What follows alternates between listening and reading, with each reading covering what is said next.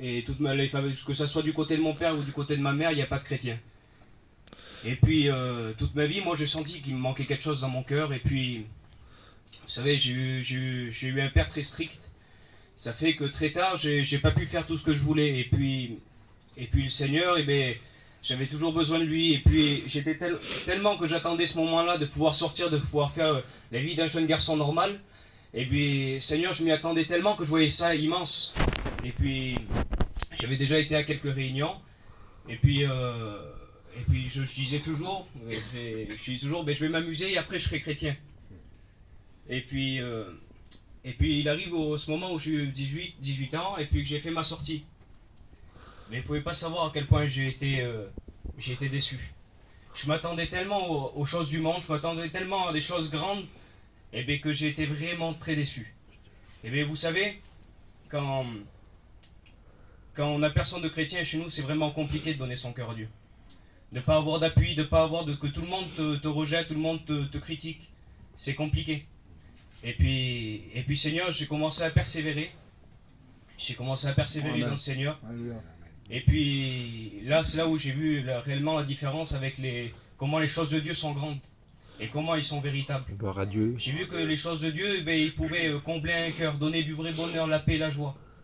Et puis à quel point, Seigneur, ça a changé toute ma vie entière. Mon père, il n'était pas chrétien, il est toujours pas, il n'est pas chrétien du tout, mais je vois du progrès, qu'il accepte parce que j'ai vraiment mis du temps à me baptiser. Aujourd'hui, ça fait j'ai 2 ans et demi de baptême et ça fait 3-4 ans que j'appartiens à Gloire Dieu. à Dieu. Et puis ma mère, vous pouvez pas savoir la fierté que je voyais dans le cœur de ma mère. Elle aime bien les choses de Dieu, mais son foyer est compliqué. Et la fierté qu'elle avait. Et puis je sais qu'aujourd'hui, ben, qu'est-ce que moi je suis un garçon, je suis rien du tout. Je suis poussière et je suis né poussière. Mais je sais que le Seigneur, eh ben, si j'aurais pas été chrétien, j'aurais terminé poussière. Et puis aujourd'hui, je suis chrétien, je peux être une lumière dans le foyer de mes parents. Amen. Personne n'est chrétien chez moi, mais aujourd'hui, moi, je peux apporter la Gloire à lumière. Dieu. Je peux apporter ce que Jésus Amen. apporte, je peux apporter la paix à mes parents. Amen. Vous Merci pouvez pas Seigneur. savoir. Pourtant, Ok. je suis rien du tout, je suis personne. Mais le Seigneur a mis en moi une lumière, a mis en moi un feu. Il établit une maison dans mon cœur. Et puis, Seigneur, mon cœur est dans la joie parce que je vais avoir un petit foyer chrétien.